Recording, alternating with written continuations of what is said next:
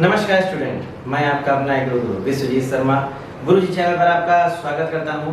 अगर आप कंपटीशन की तैयारी कर रहे हैं, अगर आप एग्रीकल्चर के स्टूडेंट हैं, अगर आप टेट या 12वीं के भी एग्रीकल्चर के स्टूडेंट हैं, तो आपके लिए ये जितने भी प्रश्न मैं दे रहा हूँ रोज के रोज, वो आपके लिए बहुत ही जरूरी है। इनके विषय में आपको सही जानकारी होना आवश्यक है। आज का जो पहला प्रश्न है वो है एटॉमिक पार्थेनोकॉर्पी। एटॉमिक पार्थेनोकॉर्पी का मतलब होता है कि जो आपका फल है, उस जो फल वृक्षों पे लगता है, आप ध्यान रखिएगा, उस फल के विकास में जो परागण होना होता है, उसको लेकर के निषेचन ना हो, यानी फल का विकास होना है और उस फल में निषेचन की प्रक्रिया ना हो, तो उस अवस्था को बोलते हैं ऑटोनॉमिक पार्थेनोकॉर्पी। याद रखना है, ऑटोनॉमिक पार्थेनोकॉर्पी। अगला हमारा है कि जो ऑगमेंटिंग क्रॉप्स हैं वो होती क्या है। इन्हें हम हिंदी में सहायक फसलें या वृद्धि कारक फसलें भी कहते हैं। अब हिंदी से आपको क्लियर हो गया होगा, यानी वो सहायक फसलें जो अन्य फसलों को वृद्धि में मदद करेंगी। जैसे कहते दलहन फसल लगानी चाहिए, हरी खाद वाली फसलों को लगाना चाहिए, और उनका साइज छोटा होना चाहिए अगर हमारी मुख्य फसल बड़ी है तो। अगर हमारी मुख्य फसल छोटी है तो ये फसलें बड़ी होनी चाहिए, यानी आकार एवं आकृति को ध्यान में रखते हुए होना चाहिए, और ये किसी भी रूप में मुख्य फसल को नुकसान या क्षति नहीं पहुंचाती है। तो इन चीजों को विशेष रूप से ध्यान में रखना है। अगला हमारा है ऑटोगैमी। इसका मतलब होता है स्वयुग्मन, यानी जिसमें स्वयं से परागण हो जाता हो और भ्रूण का निर्माण हो जाता हो, उसे बोलते हैं ऑटोगैमी। समझ में आ गया होगा आपको। अगला हमारा ऑटोकोलॉजी, यानी स्वपारिस्थितिकी। स्वपारिस्थितिकी से तात्पर्य होता है कि ऐसा जीवन चक्र की जो विविधताएं होंगी, उनमें वो स्वयं से उनके अंदर जीने की प्रवृत्ति उसके अंदर आती हो स्वतः। जैसे हम में से कई लोग होते हैं जो कैसा भी स्थान पा जाए वहां आसानी से जीने या सर्वाइव करने की उनमें क्षमता होती है, तो वैसे ही कुछ हम लोगों के बीच में भी ऐसी चीजें होती हैं जो इस कैरेक्टर की होती हैं। फिर है ऑक्सिन। ऑक्सिन ये एक ऐसा पहला हार्मोन है जिसको खोज किया गया था। अभी हार्मोन्स का एक पूरा चैप्टर बनाऊंगा जो उसमें आपको मैं पूरी डिटेल दूंगा, बस इतना आपको याद रखना है। यह पहला हार्मोन है जिसकी खोज की गई थी और ये पौधों के अंदर स्वतः बनता है।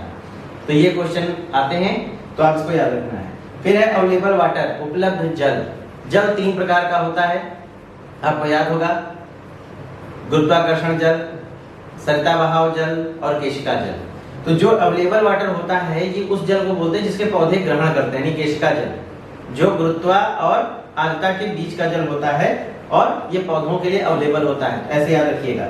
ओजोला, यह एक फंगस है ना, जो प्रयोग में लाया जाता है, हरी खाद के लिए भी होता है, संरक्षण के लिए भी होता है, आपको याद होगा। कोरेलियम, ये क्या होता है, ये जीवित नाइट्रोजन फिकेशन का एक कारक होता है, यानी वैसे बैक्टीरिया होते हैं, सूक्ष्म जीव होते हैं जो नाइट्रोजन यानी नाइट्रोजन फिक्सेशन में मदद करते हैं। अगला हमारा है एज़ोटोबैक्टर। एज़ोटोबैक्टर सूक्ष्म जीव होते हैं जो बीजोपचार के साथ साथ फंगीसाइड के रूप में भी प्रयोग होते हैं। तो दोनों के बीच के अंदर को समझ लीजिएगा, एज़ोटोबैक्टर एज ए फंगीसाइड भी प्रयोग होता है।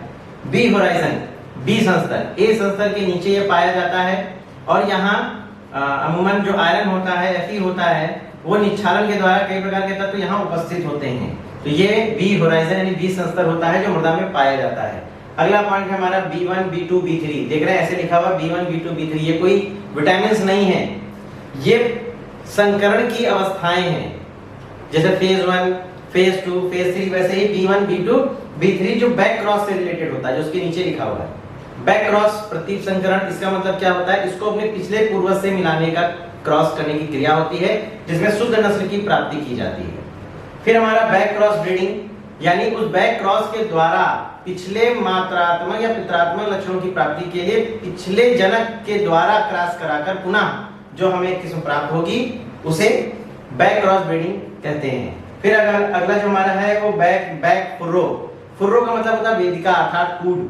याद रखिएगा, फुर्रो का मतलब वेदिका जो मेड़ बनाते हैं, जो कूड बनाते हैं, उसको कहते हैं। और बैक का मतलब अंतिम, हिंदी में लिखा हुआ है अंतिम कूट। इसको पिछले कूट से भी रिलेटेड कर सकते हैं, जो हमने पिछला बनाया है वो भी इसके अंतर्गत आता है, तो इस बात को हमें ध्यान में रखना है।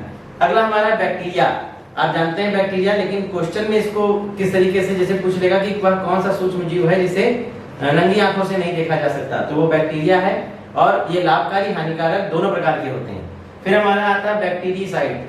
बैक्टीरिसाइड का मतलब है जीवाणुनाशी, यानी इनके प्रयोग के द्वारा बैक्टीरिया को समाप्त किया जाता है। फिर हमारा आता है बैक्टीरियोलॉजी। कहीं कहीं लिख देते हैं कि बैक्टीरियोलॉजी क्या है, तो बैक्टीरियोलॉजी जिसके अंतर्गत बैक्टीरिया का अध्ययन किया जाता है, यानी यह एक विषय है। आप ध्यान रखिएगा, बैक्टीरिया के पढ़ने वाला विषय है।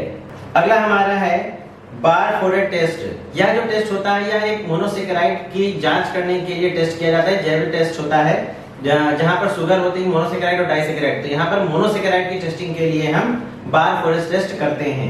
फिर हमारा आता है बेलास्ट्रा। यह एक बेरी फल जो होते हैं जिनमें कई प्रकार के बीज पाए जाते हैं, बीजों की संख्या इनमें ज्यादा होती है, उसे बोलते हैं बेलास्ट्रा। याद रखिएगा, जिनमें बीजों की संख्या ज्यादा होती है, यह बेरी फल होता है। फिर बात करते हैं बर्ले वाटर। बर्ले मतलब जौ, वाटर मतलब जल, यानी कि जौ से जो हम प्राप्त करते हैं जल उसको बर्ले वाटर कहते हैं और यही बियर बनाने में प्रयोग किया जाता है। तो उम्मीद करता हूं आज के द्वारा दिए गए पॉइंटों को आपने बेहतर रूप से समझा होगा। यदि कोई चीज समझ में ना आ रही हो तो आप नीचे कमेंट जरूर करें। मैं जो प्रयास कर रहा हूं उसको सफल बनाने के लिए लोगों को शेयर लाइक करना बिल्कुल मत भूलें और सब्सक्राइब करके बेल आइकन जरूर दबाएं ताकि अगले वीडियो की जानकारी आपको पता हो जाए। बहुत बहुत धन्यवाद।